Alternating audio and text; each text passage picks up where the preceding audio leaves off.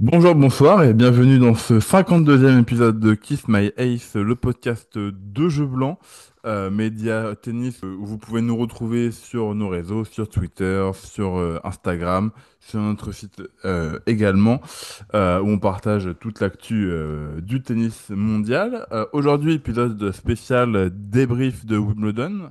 À l'heure où on enregistre, Yannick Sinner vient de battre Carlos Alcaraz en 4-7 et décrocher son premier titre à Wimbledon et son quatrième titre du Grand Chelem. Le numéro 1 mondial qui a confirmé son statut, même si avant le match, Alcaraz pouvait peut-être être favori vu son avance sur la surface, mais on en reparlera plus en détail dans ce podcast. Pour débriefer ce Wimbledon 2025, je ne serai pas seul évidemment. Je serai accompagné de PH. Comment ça va, PH? Bonsoir Auguste, bonsoir à tous, ça va très bien. J'ai hâte de débriefer ces finales de Wimbledon et le plus généralement les tournois avec toi et pour vous les auditeurs. Très bien, et ben on va pas perdre plus de temps que ça. On va faire ça dans l'ordre chronologique. On va commencer avec la finale dame qui s'est tenue ce samedi. Une finale dame qui est rentrée tristement dans l'histoire, en tout cas pour Anisimova, parce que bah c'est certainement la finale la plus courte de l'histoire de Wimbledon avec 57 minutes, deux bulles, 6-0, 6-0, le tarif à la Fiatek que normalement on connaît plus sur t'as battu. Et on était loin d'imaginer dans nos pronos que Fiatek irait au bout, parce que elle avait jamais gagné de tournoi sur gazon et c'était clairement sa pire surface. Mais elle avait déjà montré de belles choses en préparation à Baden-Bourg. Et l'avoir en deuxième semaine avec son au tennis qui est proposé, c'est déjà une très belle progression. Mais l'avoir allé au bout et vraiment humilier Anisimova en mondiaux vision, on ne s'y attendait pas. PH, vas-y, je te lance. J'imagine qu'il n'y aura pas non plus énormément de choses à dire, mais quand même un petit mot sur cette finale et sur Anisimova, surtout qui n'a pas su gérer le rendez-vous. Eh bien, c'est une finale qui a été assez historique comme tu l'as dit. Il me semble qu'à Wimbledon en 2019, déjà je commence par ça, la finale Alep-Serena, je crois qu'elle est très courte aussi, on est sous l'heure, donc on ne Oui, doit pas être oui, très loin en termes de temps. oui, Et non, bah je pense. Anisimova, Oui, oui.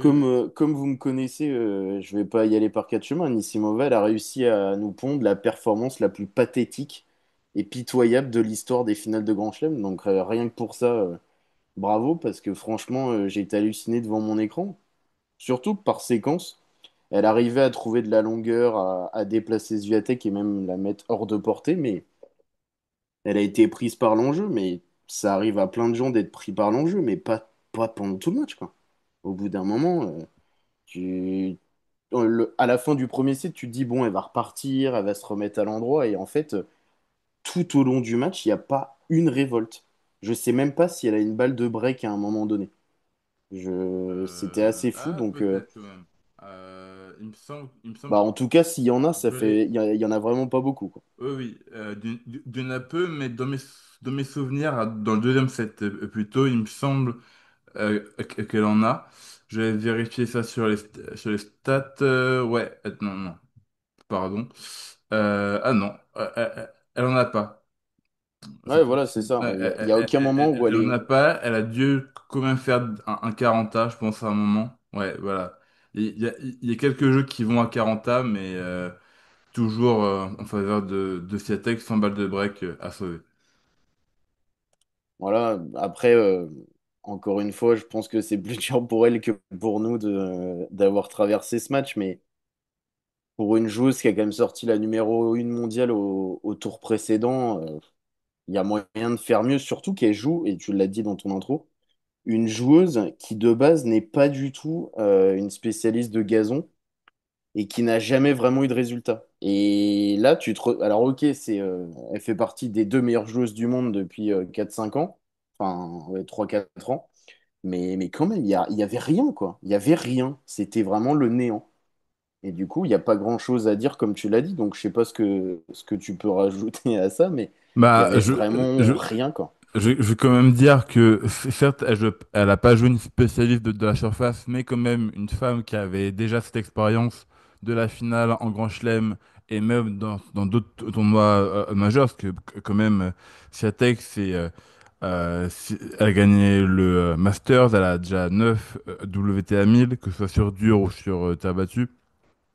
Et même si c'est souvent à Roland, elle a quand même connu ces grands moments où, donc du coup, ce qui explique aussi que elle, que ce soit sa surface ou pas, elle en avait rien à faire. Elle avait un plan de jeu, elle y allait et ça a porté ses fruits pour elle. Après, oui, pour Anisimova, oui, là, elle a pas perdu le match sur son tennis ou sur son physique, comme pourtant elle a dit en conférence de presse, mais c'est juste sur l'état mental où elle s'est fait bouffer par la pression. Et ce qui devait être un chouette moment, parce que sa mère était venue exprès pour la finale, et même avec tout son staff, hein, une première finale en Grand Chelem à 23 ans, c'est quelque chose quand même, parce que même si elle n'est pas aussi précoce que les Goff ou les Swiatek, elle reste jeune.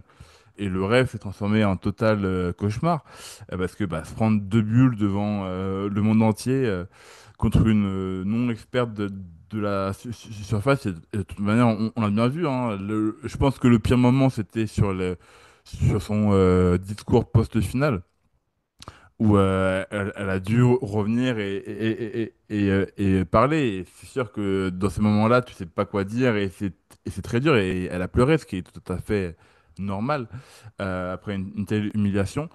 Et cette double bulle, ça fait revenir un peu cette stade de Roland 88 où Steffi Graf avait mis aussi deux bulles à Natasha Gverova, mais cette fois en 34 minutes, donc encore plus court. Mais oui, c'était la troisième fois, il me semble, de l'histoire où il y avait une double bulle en finale de Grand Chelem, et la deuxième fois sur l'Européenne, parce que la première fois c'était en 1911, donc ça remontait vraiment au début du siècle dernier. Mais oui, sinon, dans le jeu, Anisimova a été tétanisée par l'enjeu, par le rendez-vous, et donc du coup, ce qui a fait que elle a joué toutes les balles que adore Swiatek, c'est-à-dire un minimum long, mais pas trop non plus, à bonne hauteur de hanche. Et donc Swiatek a déroulé son jeu, alors que ce qui est dommage, c'est qu'on l'a vu sur ses autres matchs, parce que Anisimova, elle sait choper, elle sait faire des balles plus basses, elle sait varier. Et ça l'a bien aidé contre Sabalenka sur ses autres tours précédents. Mais elles ont été incapables de le faire contre Swiatek. Et donc, bah, Swiatek régalée. Et elle-même, en conférence, a déclaré être surprise d'elle-même parce qu'elle s'attendait pas à gagner ici. Mais bon, c'est une bonne chose pour elle parce que de son côté, elle a aussi pu avoir cette peur de la victoire à Wimbledon, mais elle a su rester dans son match, couler son adversaire quand il le fallait, ne pas se déconcentrer. Et ça l'a fait pour elle. Donc là, Swiatek, elle en est à 6 victoires en Grand Chelem pour 6 finales. On est sur un 100% à ce niveau-là. Elle devient la seule joueur active chez les femmes à avoir gagné un Grand Chelem sur les trois surfaces. Que du coup, elle a gagné à l'US Open sur dur, à Roland Garros bien sûr sur terre, et là du coup ce week-end sur gazon. Et donc du coup, si on reprend niveau classement, elle passe numéro 2 à la race, et elle passe du coup, pardon, je reprends le classement officiel, numéro 4 mondial. Mais elle devrait repasser 3 demain, au moment de la mise à jour. Elle qui était retombée à la huitième place après sa lourde défaite à Roland-Garros en demi-finale contre Sabalenka. Mais même si elle est troisième, l'écart reste mince avec une Pegula qui est numéro 4, et même celle qui complète le top 10 sont toujours au coude à coude. Et je terminerai aussi pour dire que Anisimova va rentrer pour la première fois de sa carrière dans le top 10 à la septième place. Bon, c'est sûr que sa finale n'est pas la meilleure pub pour le top 10 WTA, mais bon, c'est un fait.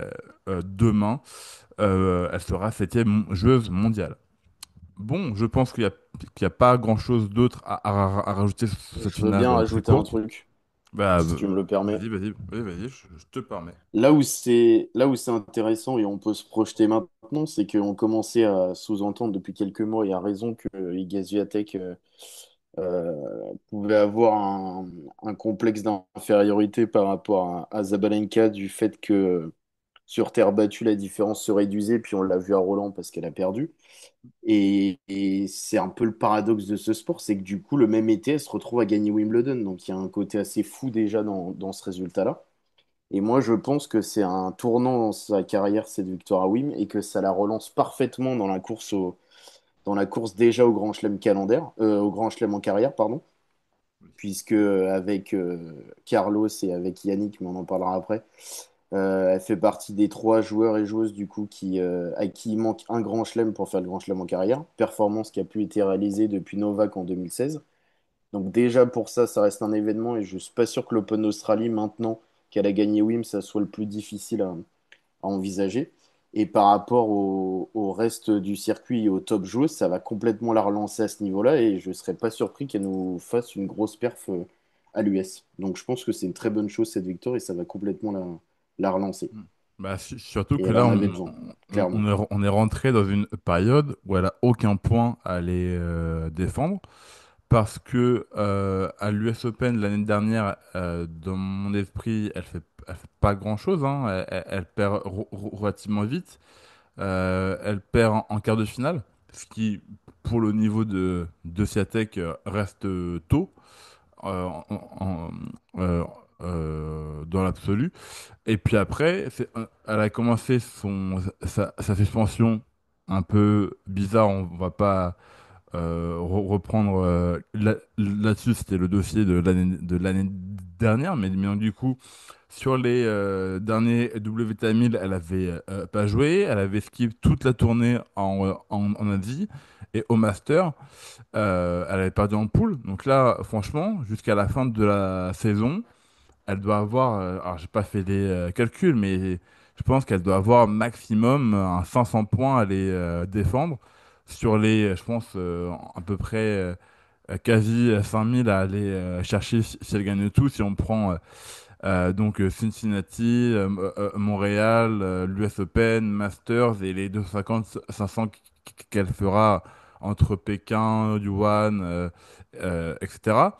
Donc, et donc, il y a de fortes chances que enfin, si elle perfe bien avec sa confiance prise à Wim, qu'elle reste déjà dans le top 3. Et contrairement à une Sabalenka qui va avoir beaucoup de points à aller défendre, notamment avec son titre à l'US Open, alors je dis pas qu'elle repassera numéro 1 sûr, mais elle aura sûrement une occasion d'aller chatouiller Sabalenka et de reprendre son trône, en tout cas.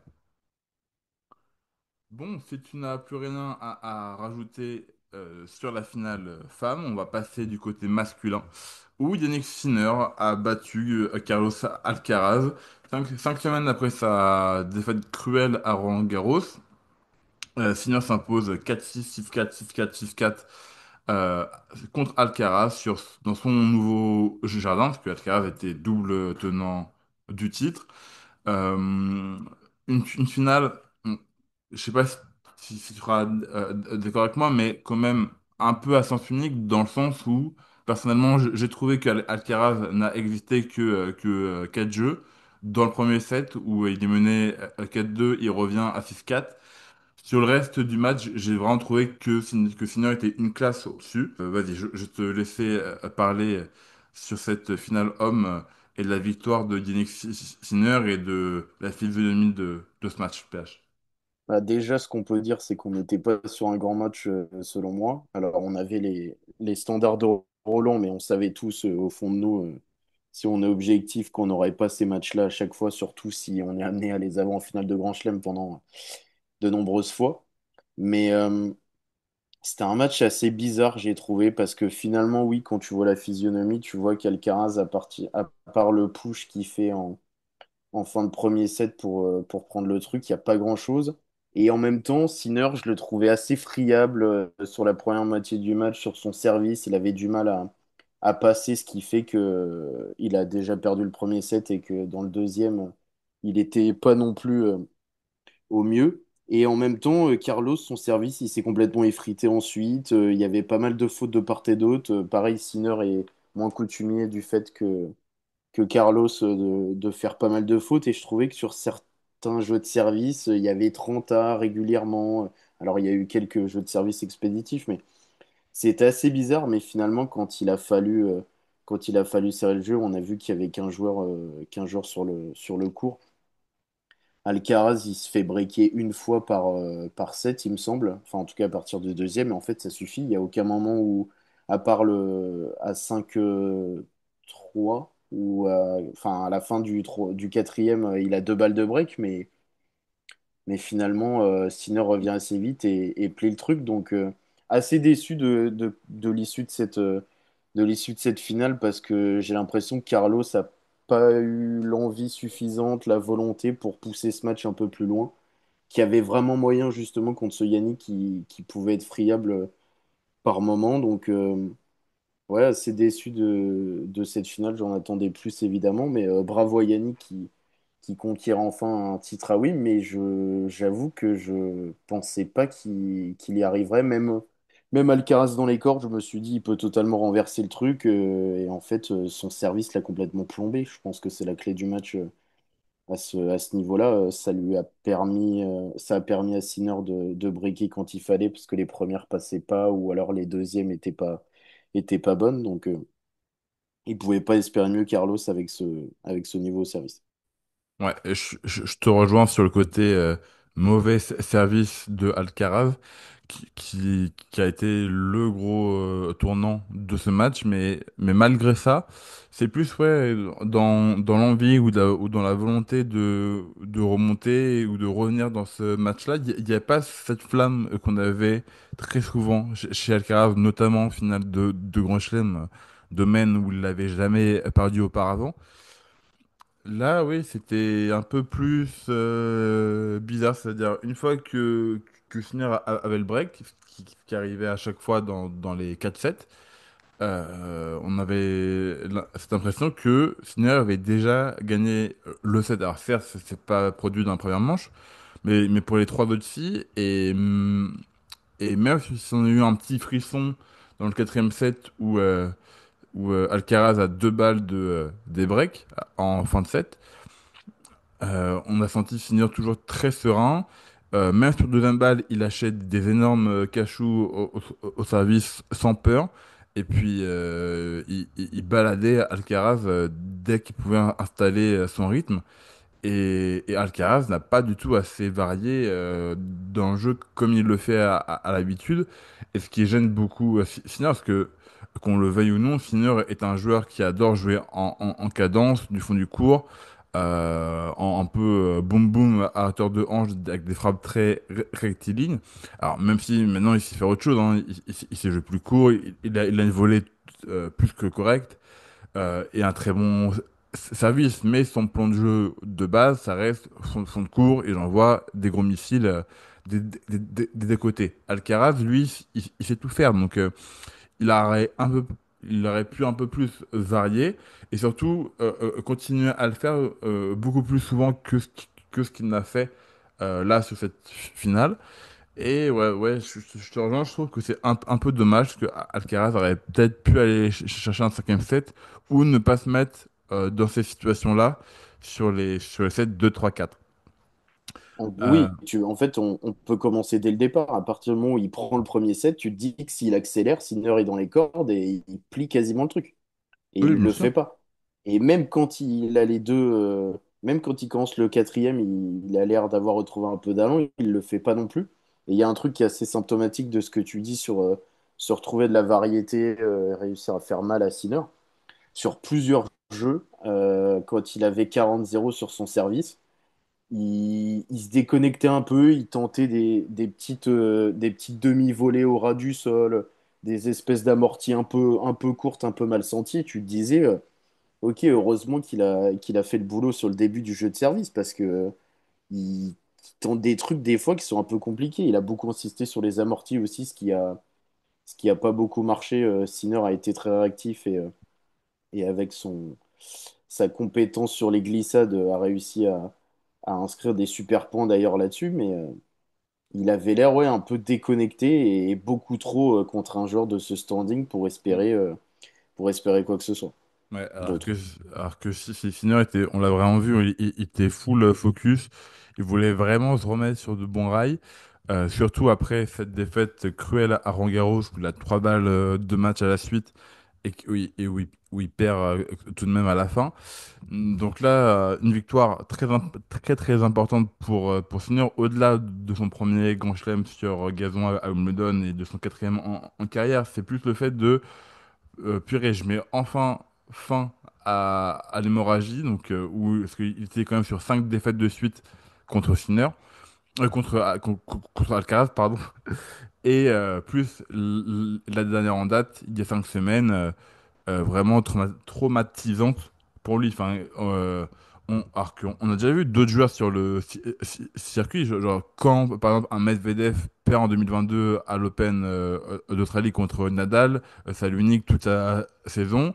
Zverev qui a perdu en 3-7 ultra sec à Melbourne aussi cette année, il s'en est toujours pas remis. Lui, Sinner, il perd dans un scénario super dur pour lui. 5 semaines plus tard, rien à faire contre le même mec en face. Il y va et il le bat. Et franchement, une prouesse mentale franchement phénoménale. Et donc là, il faut quand même lui remettre ses lauriers. C'est que ce soit sur le tennis, dans la tête ou physiquement, tout a été parfaitement géré par Yannick Sinner. Il prouve vraiment que c'est lui le numéro 1 mondial en ce moment. Et donc, avec cette victoire, il passe la barre des 12 000 points, alors qu'il joue relativement peu de tournois. Et donc, alors j'ai pas sorti la calculette, mais on est sur 3000, 3400 points de plus que Alcaraz, qui est numéro 2 mondial. Donc il a vraiment une très bonne marge, même si en fin d'année, il va avoir pas mal de points à défendre. Mais comme on revient sur dur, ça devrait le faire pour Sinner. Il devrait, enfin, sauf séisme, il devrait rester numéro 1 mondial jusqu'à la fin de 2025, normalement. Voilà pour cette finale de Et Wimbledon surtout, 2020. pour, Oui, euh, oui, pour vas-y. appuyer un peu plus ce que tu dis, il reste sur 4 finales de Grand Chelem consécutives. Euh, donc, pareil, je crois qu'on l'avait pas vu. Bah, on l'a pas vu depuis Djoko en 2023 qui fait finale sur les quatre, mais Ouais. à cheval sur 2 saisons, ça me paraît peut-être un poil Mm. plus Oui. compliqué Ok. que de le faire sur la même année. Donc, Ok. il y a cette constance, il y a cette résilience aussi dont il a fait preuve en gagnant, comme tu l'as dit, quelques semaines après cette finale à Roland. Et là, le retour sur dur, ça va être que bénéfique pour lui, ça va le regonfler et Mm. il va vraiment pas falloir le prendre à l'US Open, même si tu t'appelles Alcaraz. Ouais. C'est sûr, même si bon, si on a un troisième Sinner Alcaraz Ah bah, on à signe tout l'US de suite, Open, on prend, bien sûr. tout de suite. Mais sur dur, on sait que alors, autant Sinner, lui, est quasiment certain d'aller au moins jusqu'en finale, autant pour Alcaraz, même s'il est loin d'être nul sur la surface, hein, bien sûr, mais on sait qu'il y a quand même un peu plus de clients sur dur que sur gazon, hein. On pense à des, je sais pas, à des Fritz, à des Xeref, à qui d'autre, Draper, Draper, bien sûr, Shelton, qui est toujours bon en Grand Chelem. Shelton, d'un bon jour, Djoko même, hein, sur dur, ça peut encore peut-être le faire. Enfin bref, il y a toujours bien plus de monde. Enfin, par exemple, l'année dernière, il part quand même sur VDZ, hein, au deuxième tour. Je tiens à le rappeler, donc, sur dur, il y a toujours un peu plus de monde pour venir taquiner Carlitos. Pour finir ce podcast, on va se laisser sur nos top et flop de ce Wimbledon. PH, vas-y, je te laisse commencer avec les tops. Vas-y, bon, quel est tes premiers tops, que ce soit masculin ou féminin, ou même si tu as d'autres choses extra-terrain. Alors, j'étais plus concentré sur les flops, mais Ah c'est bah pas après, grave. Je vais... si tu veux commencer avec les flops, vas-y, hein. On- on- Ouais, pour moi, il y en a un qui est vraiment évident. Enfin, une plutôt. Au niveau des flops, c'est Coco Gauff. Oui. Je crois que ça fait 15 ans, il me semble, qu'une vainqueur de Grand Chelem n'était pas sortie d'entrée au Grand Chelem suivant. Je crois que c'était Schiavone à Roland en 2010 la dernière fois, mais je suis pas sûr. Ça reste une rareté. Et vu ce qui s'est passé à Roland, j'étais vraiment surpris de l'avoir sortir aussi vite. Encore une fois, tout le monde peut pas tout gagner, mais je pense qu'il y avait mieux à faire que de sortir au premier tour comme ça, alors que tu viens de gagner de Roland, que tu viens gagner, tu viens de gagner Roland, pardon. Donc ouais, j'ai été un peu surpris, un peu déçu parce que je l'attendais au tournant et je me suis dit que sa victoire à Roland, à l'instar d'une Swiatek, ça va un peu la rebooster. Et sur la fin de saison au Grand Chelem, ça va être intéressant, même si Wim, c'était pas sa tasse de thé, si on peut dire ça comme ça. Mais ouais, très surpris et très déçu. Pour moi, c'est un gros flop de sortir au premier tour, peu importe qui t'as en face, quand tu t'appelles Coco Gauff et que tu viens de gagner Roland Garros. Bah, c'est sûr, je te comprends. Après, je vous laisse aller checker dans la vidéo prono. Personnellement, j'avais prédit qu'elle elle perdait au premier tour contre Diaz Remka. Mais c'est sûr que quand un numéro 2 mondial perd au premier tour, même si elle affronte une non-tête de série piège, ça fait toujours mal. C'est sûr et je comprends ce flop clairement. De mon côté, mon premier flop, ça va être alors, je vais prendre large, mais je vais préciser ensuite, mais un peu toute la génération 90, et surtout en tête de liste, on va pas se mentir, on a les trois mêmes, hein, enfin, ce qui était la next-gen, Zverev, Medvedev, Tsitsipas, qui perdent tous d'entrée, oui, Rinderknecht, Bak, Zverev, ouais, où les trois perdent d'entrée de jeu à Wimbledon, ça fait mal. Alors, même si on sait que, par exemple, pour Tsitsipas, que le gazon n'est pas sa spécialité, que Xerez n'a jamais très bien performé à Wimbledon, mais qui s'est joué sur gazon, ça fait mal quand même. Alors même si on sait que ces gars sont en ce moment sur le déclin, hein, là je suis en train de voir Tsitsipas, il est à la limite de ne même plus être top 30, ce qui est assez catastrophique. Medvedev est descendu à la 14e place et Zverev, lui, il reste 3e, mais a vraiment un bon étage en dessous de Carlitos. Mais ça fait mal de voir toute cette génération un peu mourir. Et vraiment, et sans une petite once de révolte, Tsitsipas, on a l'impression qu'il est éteint, qu'il a plus ce feu en lui, ce feu de joueur. Medvedev, à chaque fois que il joue un mec qui est censé être moins fort que lui et qui fait un bon match contre lui, il se trouve toutes les excuses possibles sur et en dehors du cours de trouver une solution sur le terrain. Et il ne fait plus peur du tout. Et Xeref, un peu dans le même style, hein, beaucoup d'excuses, on l'avait vu avant Wimbledon.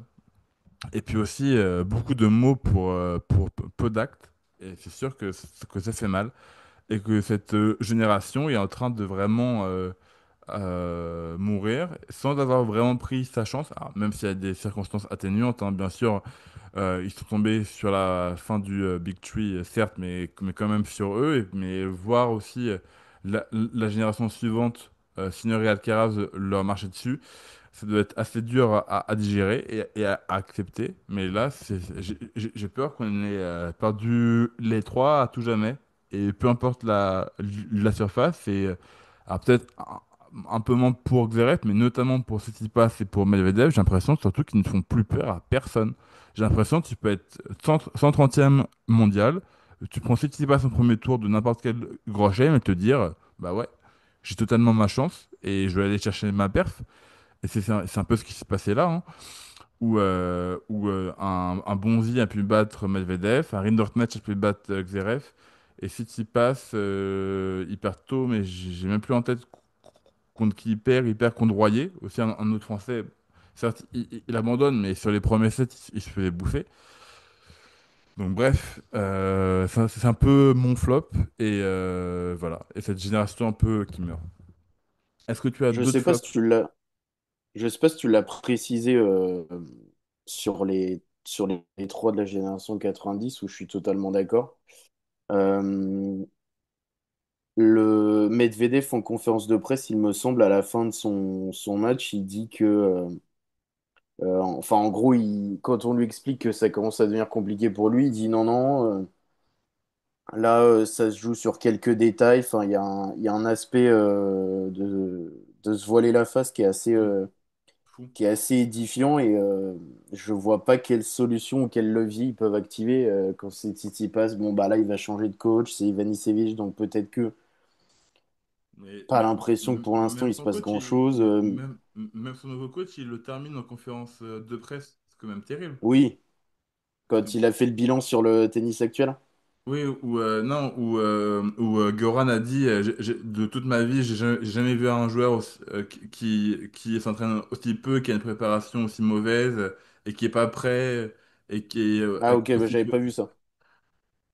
Enfin Il bref, avait déjà mis un, il avait déjà mis un tacle un peu plus tôt quand on lui avait demandé l'état du tennis et qu'il avait dit Novak est encore là, il y a Yannick et Carlos, mais sinon le reste, quand tu vois que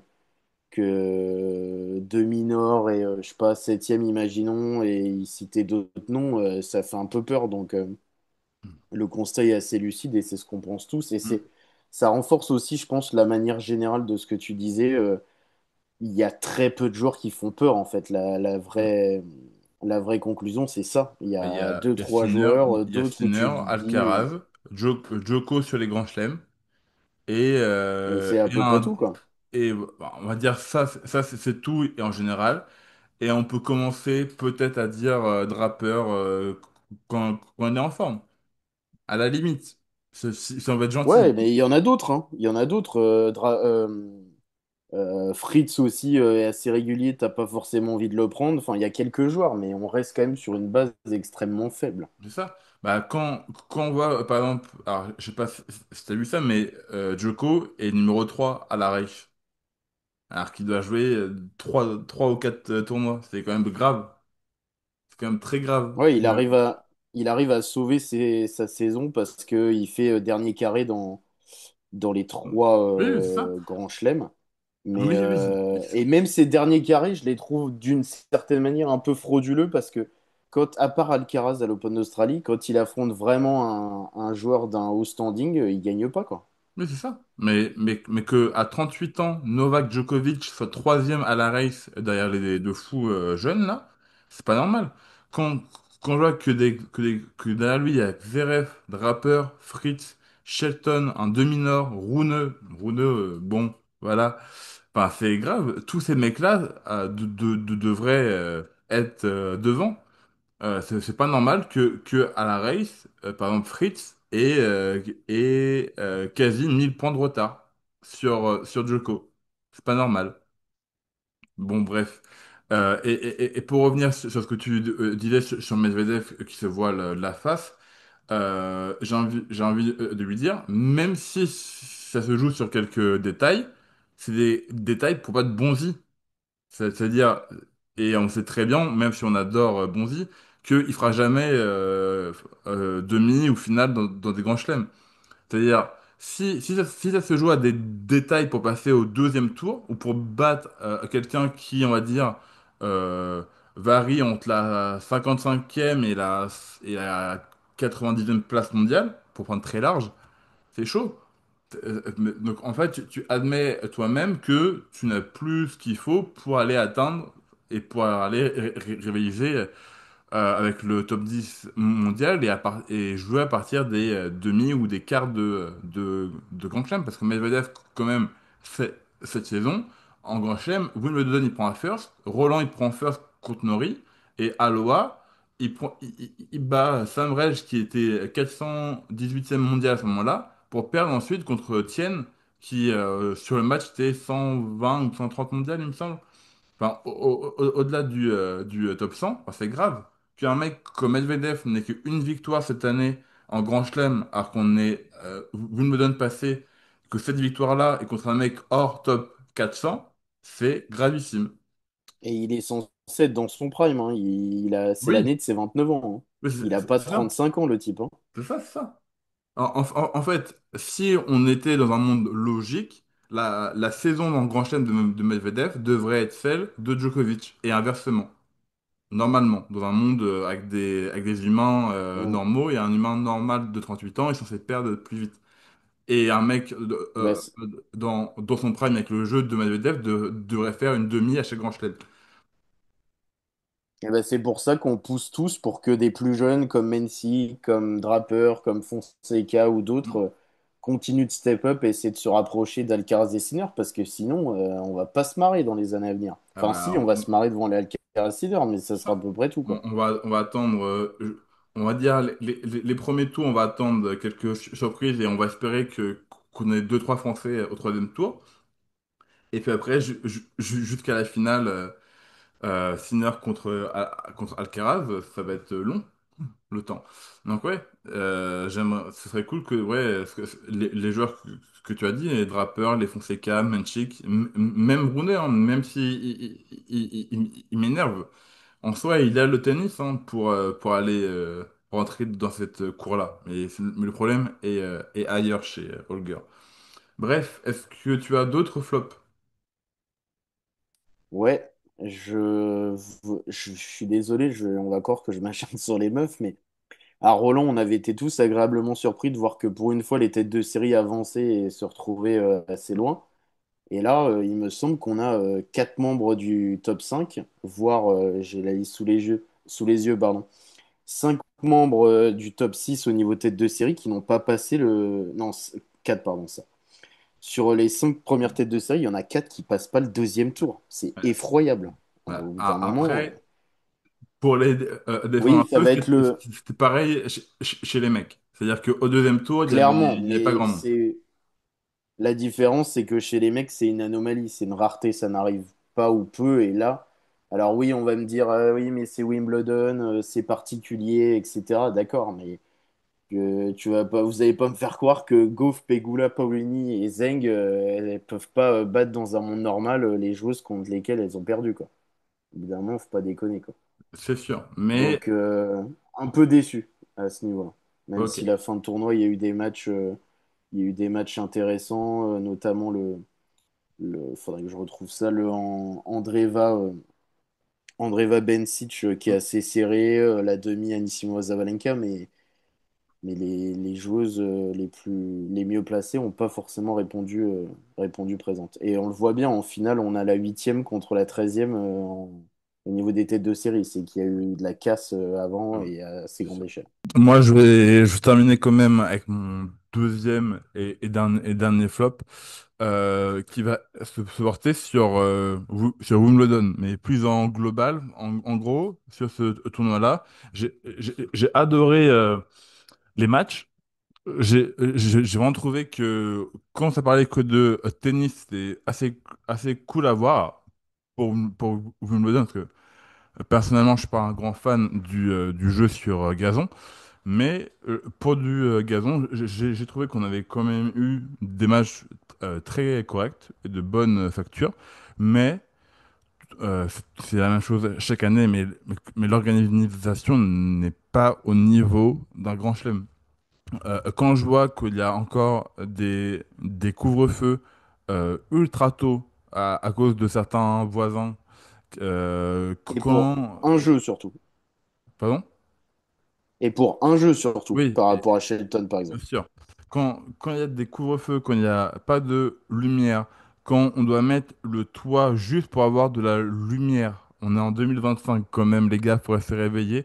Parce que votre tournoi, c'est un tournoi extérieur, c'est pas un tournoi indoor. Donc, on met le toit que si il pleut beaucoup. Mais on doit pas mettre le toit juste pour mettre de la lumière. Il s'agirait de mettre d'autres spots ou d'autres LED ailleurs qui ne nécessitent pas un toit. Quand je vois tous les scandales qu'il y a pu avoir avec l'arbitrage, par exemple, je pense notamment à Pavlyuchenkova dans son match contre Kartal, où sur une balle de jeu, pardon, oui, donc oui, il y a 4 partout dans le premier set. c'est pas vu Shinkova au service. Elle sert pour faire 5-4. Elle sert, Kartal sur le point fait une faute, mais une faute de moins 10 à 15 centimètres. Et la machine ne dit rien. Alors que sur les replays, on voit bien que la balle est bien faute. Et l'arbitre ne veut pas revenir sur la décision de la machine et doit donner le point à Kartal. Bon, fort heureusement, Pavlyuchenkova prend le set et le match, même si c'est Kartal qui se fait 5-4 derrière. Ça, c'est pas normal. Et même, on n'a pas parlé, mais sur le match Sinner contre Alcaraz, il y a plusieurs fois où j'ai eu des gros doutes sur des calls de la machine, où il y a plein de fois où des balles me passaient vraiment faute et il y avait pas d'annonce, ce qui m'a paru assez bizarre. Enfin bref, toutes ces choses qui font que pour moi, ce n'est pas digne d'un grand chelem. Alors certes, vous me donnez plus vieux tournoi de l'histoire, prestige, luxe et élégance, ok. Mais à un moment, faut te mettre à jour sur ton époque, sur ton temps. Et là, j'ai vraiment trouvé que c'est pas au niveau. Tu as parlé de Shelton, ce qui est totalement compréhensible et inadmissible de la part de l'arbitre et du superviseur. Il y a Shelton sert pour le match, laisse-le servir. Et à la limite, si c'était contre Hijikata, si il débreak à ce moment-là, stop le jeu, enfin stop le match à 5-5 et tu reviens et tu sais que sur le lendemain, tu as au moins deux jeux. Mais là, le coup de Shelton va servir, on lui dit non, tu rentres, on finira demain, il revient le lendemain, il fout 4 raids et c'est fini. C'est scandaleux. Ou comme au premier tour, Fritz contre Pecci Pericard, il y avait encore 40 minutes à jouer avant le couvre-feu, ce qui était à peu près le temps moyen d'un de leurs sets. Ils n'ont pas pu jouer leur cinquième set jusqu'au bout. Ils ont dû revenir le jour suivant pour finir.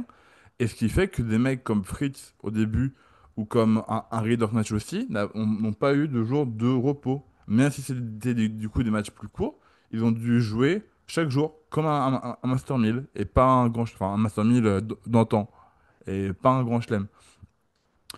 Et je trouve ça vraiment honteux. Si on rajoute à ça, bon, ça après, c'est pas de la faute de l'organe, mais un public assez, voire trop calme aussi, ce qui n'aide pas à se mettre dedans. Enfin bref, enfin, c'est un de mes flops. Tout ce qui gravite autour des matchs à Wimbledon, je rentre ça dans un immense flop. Et ce qui à chaque fois me donne un goût amer quand Wimbledon arrive, en tout cas. Bon, on a fait cracher notre haine. On va passer au point positif pour terminer.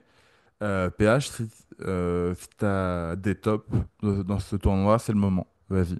Alors j'ai un top que je vais partager entre deux joueurs et qui globalement a une thématique plus générale étant donné que ce sont deux compatriotes. C'est pour le tandem Shelton-Fritz. Oui. Je trouve que dans le marasme créé par le nouveau Big Two et Novak, il y a peu de joueurs qui arrivent à se dégager de la masse, mais que Shelton et Fritz sont souvent des joueurs qu'on retrouve notamment au Grand Chelem assez loin et qui font plaisir. Alors, j'ai vu le match de Shelton contre Sinner et la demi de Fritz contre Alcaraz. On voit bien que à ce niveau-là, ils sont. Alors, Shelton est plus jeune, mais on voit bien qu'ils sont encore plafonnés, mais c'est quand même des joueurs qui ont le mérite souvent d'aller assez loin dans les grands chelems, et donc ça permet un retour entre guillemets au premier plan du tennis américain, notamment masculin, qui a du mal à sortir des joueurs quand on voit qu'avant ils ont sorti McEnroe, Connor, Sampras, Agassi et d'autres. On se dit que ce temps-là est bien loin, mais en tout cas, ils ont le mérite de se battre et d'être présents dans ces rendez-vous, dans ces derniers tours de Grand Chelem. Donc, je voulais leur faire un petit big up. Ouais, bah, je te rejoins complètement. Moi, j'avais plus Fritz solo dans mes tops parce que franchement, pour une tête de série 5, j'ai trouvé que il était pas si protégé que ça. Parce qu'une première semaine où tu as un Petchi Pereka au premier tour, un Diallo au second tour Et au troisième tour, j'ai plus mon tableau en tête, mais je me souviens que c'était pas simple aussi. Davidovich Fokina. Fritz, Fokina, Davidovich oui, c'est ça. Fokina. Bon, pour une tête de série 5, on a connu des premières semaines plus simples. Tu comparais avec les premières semaines de mecs comme Sinner ou Djokovic, bon, c'était le jour et la nuit, hein, parce que Sinner, lui, il a dû battre des Nardi, Vukic, bon, voilà, une petite promenade. Fritz, il n'a pas eu ça. Euh, et il s'en est bien sorti, même sur sa demi contre un Alcaraz en forme, il a plutôt fait bonne figure. En soi, il a deux balles pour aller au cinquième set. Et je trouve que sa première balle de quatrième set, il la gâche un peu seul. Donc en soi, excellent tournoi de Tyler Fritz qui fait une saison sur gazon très très bonne. Il gagne Stuttgart, il gagne Eastbourne. Il fait demi à Wimbledon, ce qui est quand même très très fort. Enfin, il avait, en conférence de presse, il avait montré des objectifs très hauts en disant que malgré la concurrence, il rêvait de gagner un grand chelem et que Wimbledon pardon, était sûrement sa plus grande chance. Et il nous l'a prouvé parce que, bon, certes, il n'est pas allé au bout, mais il fait un excellent tournoi. Il emmène Alcaraz dans ses retranchements. Il est pas loin d'aller jouer un cinquième set. Donc, franchement, chapeau à Fritz. J'ai adoré son tournoi. J'ai pu voir quasi tous ses matchs, à part le troisième tour contre Fukina. J'ai vraiment tout vu et c'était vraiment très cool à suivre. Et sinon, bah, je peux te rejoindre sur Shelton aussi, mais je l'avais pas forcément noté. Moi, chez les mecs, j'avais plutôt une pensée pour Koboli, qui a fait un Bah, énorme. c'est ce que j'allais dire. Ouais, bah, voilà, J'allais le bah, prendre en top, donc on va pouvoir en bah, parler tous les deux. voilà, on va en parler tous les deux. Je vais peut-être pas trop en dire pour t'en laisser, mais excellent tournoi. Avant son match contre Djoko, il se fait breaker que deux fois, il me semble. Match giga solide, surtout contre Silic. Je sais pas si tu l'as vu, mais ça puait le match piège et il s'en est sorti vraiment comme un chef, alors qu'il avait pas de repères ou de moments forts en Grand Chelem. Là, il est allé jusqu'en quart. Il est parti jusqu'à mener un set contre Djokovic avant de perdre logiquement. Mais franchement, ces matchs contre Mancic et Silic, petite pépite technique et tactique. Vas-y, je te laisse poursuivre ce Koboli. Bah, à part Nori, c'est le quart de finaliste le moins bien placé, déjà. Tu as commencé à l'évoquer, le parcours est quand même assez édifiant, puisque tu tapes Mensik au troisième tour. Alors, certes, qu'il n'y a pas encore des grosses refs en Grand Chelem, mais ça reste un top 20 solide qui est amené à monter. Donc, et tu te défais assez facilement de lui, je crois. Il me Oui, oui. semble qu'il lâche pas un set et Oui, que c'est assez oui, oui, expéditif. 6-2, 6-4, 6-2, il me semble, de tête. Un truc comme ça. Ouais, c'est ça. Et pareil, donc tu l'as dit, contre Silic, qui avait réalisé une vraie perf en sortant Draper, qui est annoncé comme un potentiel trouble fait. Et t'arrives face à Novak, bon, bah, tu prends le premier set, après ça se complique, mais de toute façon, il a subi ce que d'autres ont subi avant lui, c'est-à-dire prendre le premier set contre Novak, et puis après, il se remet à l'endroit, il laisse plus rien, et puis tu perds les 3 sets suivants, mais il y a vraiment. Le tennis italien se porte extrêmement bien. Je parlais du tennis américain juste avant, mais le tennis italien, ça commence à être Ah, très mais oui, de toute sérieux. façon, Vu que tu as le les numéro un. Italiens, les Américains et les Tchèques, ils sont très très bien. Ouais, et puis au-delà de ça, t'as des joueurs qui sont amenés à monter, des joueurs qui sont jeunes, qui sont déjà très bien placés. Sinner, il est numéro un incontesté. Musetti, il est en train enfin d'exploiter son potentiel. Et Koboli, j'avoue que je l'attendais pas aussi loin dans ce Wimbledon. Il est encore assez jeune, il a 23 ans, il me semble. Donc voilà, j'ai été assez. Je trouve qu'on retient toujours assez facilement à partir des quarts demi, la personne la moins bien placée. Et quand en plus de ça, enfin la moins bien placée dans le classement mondial, j'entends, et quand en plus de ça, tu as un parcours avant où tu sors deux têtes de série, c'est dit chez des têtes de série, on est d'accord. Ah non, il n'y a pas tête de série, pardon. Non, Silic, Il est non. ancien vainqueur en Grand Chelem. Oui. Il est ancien vainqueur en Grand Chelem et tu sors Mexique. Donc non, super parcours de Kovoli. J'ai hâte de le voir sur la suite de la saison et voir si en Grand Chelem, alors peut-être pas d'Estany, il peut répéter une performance similaire et aller chercher déjà des deuxièmes semaines plus régulièrement et ensuite un peu plus, on verra. Mais franchement, super tournoi de Koboli, je pense que c'est la petite sensation côté messieurs et c'était difficile de ne pas parler de lui et de l'occulter dans ces tops. Ouais. Moi, je vais te donner un dernier top, cette fois côté féminin. Quand même, pour la. Alors, c'était pas la plus vieille, je pense, mais une des, avec Laura Sigmund, qui allait quand même aller jusqu'en quart de finale, avant de perdre contre Sabalenka en 3-7 avec un super match. Le Sabalenka Sigmund, il y avait. Enfin, c'était assez légitime pendant le match de penser que Sigmund pouvait faire la perf. Mais déjà, elle fait une première semaine de fou furieuse. Elle bat Stearns, Fernandez et Keys sans perdre un set et des sets assez secs. Donc très très fort. Ensuite, en huitième, elle a le bon tirage avec toutes les têtes qui sont tombées. Elle tombe contre Sierra, où elle met 3 et 2 assez logiquement, avant d'aller faire ce petit banger contre Sabalenka et de perdre en 3-7. Mais franchement, avec son jeu un peu à l'ancienne, avec chop coup droit, chop revers, beaucoup de montées au filet, une bonne main, parce que, parce que normalement, c'est une très bonne joueuse en double, donc elle sait bien volleyer logiquement. Mais franchement, gros parcours, elle sort une top 10, elle sort deux têtes de série, avant d'aller faire trembler la numéro 1 mondiale.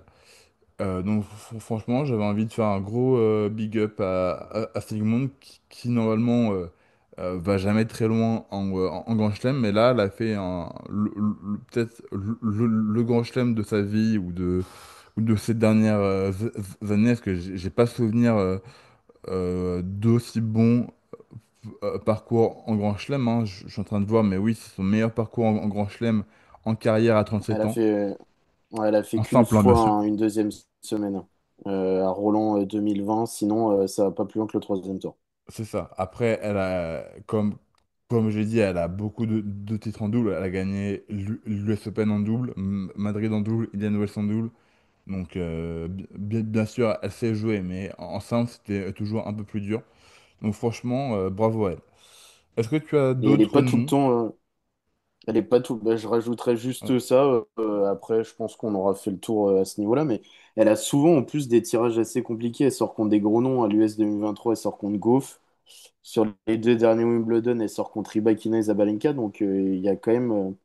C'est pas toujours évident et pourtant, là, cette fois-ci, en rencontrant la plus grosse joueuse de son parcours plus tard, elle a réussi à aller assez loin et à 37 ans, ça force toujours le respect de voir des joueurs ou des joueuses qui arrivent à s'extirper de là et aller assez loin en Grand Chelem.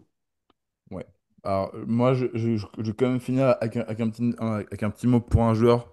J'avais ni à le mettre dans le top ou dans le flop, mais quand même une grosse pensée pour Dimitrov, quand même, qui menait 2-7-0 contre Sinner, avant que le pec lâche et que le corps lâche une nouvelle fois. Il est sur 5 forfaits ou abandons en grand schéma à la suite, avec son nouveau arrêt. C'est devenu le joueur dans l'Européenne qui a le plus abandonné en grand chelem. Et encore, si c'était dans une situation où on attendait, où Sinner menait de 2-7-0 et 2-2 dans le troisième set, on aurait peut-être été triste, mais sans grand-chose derrière. Mais là, du fait où il allait peut-être choper sa plus grande victoire en carrière ou en grand chelem, ou en tout cas de ces dernières années. Alors, même s'il il restait de la route, hein, à 2-7-0 et à 2 partout, le match n'était pas fini, mais il allait peut-être virer Sinner de Wimbledon, mais on ne le saura jamais. Et ce boitif-là, comme maintenant on sait que Sinner est allé au bout, et a battu Djoko et Alcaraz, etc. Il va, dans le futur, je sens que il peut avoir une bonne place, ce boitif. Et ça vraiment fait mal à tous les fans de voir encore un Dimitrov blessé. Donc là, il est passé sur la table d'opération. Et donc, dans son dernier message, il est censé revenir pour l'US Open. Ça me paraît assez tôt. Personnellement, je suis pas sûr que ce soit ni le timing ni un bon moment pour revenir. Peut-être plus vers Shanghai, Bercy, ou peut-être même mettre un terme à la saison et prendre 6 mois pour se refaire un physique costaud et revenir que en Australie l'année prochaine, peut-être. Après, ce sera à lui de prendre la décision, mais bon. J'avais quand même envie de faire un petit SO à Dimitrov qui là nous a tous fait lâcher une petite larme, même à Sinner qui était même pas contente de sa victoire, parce qu'il il a dit lui-même que sur ce soir-là, il se sentait pas comme un vainqueur, ce qui est logique. Mais donc voilà, encore un moment triste. Donc on souhaite bien sûr un bon rétablissement à Dimitrov. Voilà, on en a fini. Enfin, sauf si tu veux dire autre chose, PH. Mais Non, j'aime bien qu'on finisse par une petite minute émotion. Là, c'était Dimitrov qui abandonne. Je trouve que c'est une bonne façon de finir en douceur cette quinzaine de Wimbledon. Donc, non, non, je ok, te laisse le bon mot de bah, la fin. ok, bon bah, on a fini pour ce débrief de Wimbledon qui du coup aura sacré Swiatek et Sinner.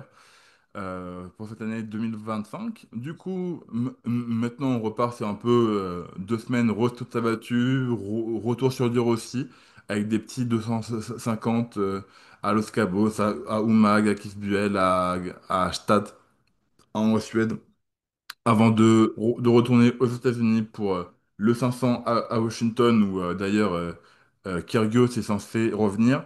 Et puis après, la classique, le Canada, Cincinnati, US Open pour le mois d'août et début septembre qui arrive. En attendant, prenez soin de vous. Je, me- je, Vas-y. juste, excuse-moi, je me permets de rajouter, on va avoir le retour de Loïs Boisson aussi, qu'on a tous aimé à Roland et qui n'a pas participé à Wimbledon, parce qu'elle a perdu en qualif. Et il me semble qu'elle est alignée à Hambourg sur Oui, ce qui est un ouais. 500. Donc, Bah, ça va faire plaisir de la revoir et on espère qu'elle va bien performer. ouais, bah, pendant Wimbledon, elle était revenue sur un challenger, il me semble, sur terre battue. Mais ça s'est pas très bien passé pour elle parce qu'elle perd au second tour. Mais voilà, elle va revenir sur le circuit principal à Hambourg.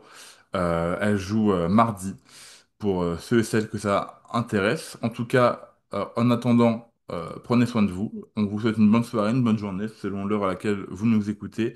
N'hésitez pas à vous abonner, à nous suivre sur YouTube, Spotify, Twitter ou Instagram, et à nous dire ce que vous avez pensé de ce Wimbledon en commentaire. Voilà. Nous, on se retrouve bientôt pour de nouveaux podcasts, et d'ici là, à la prochaine tout le monde. Salut!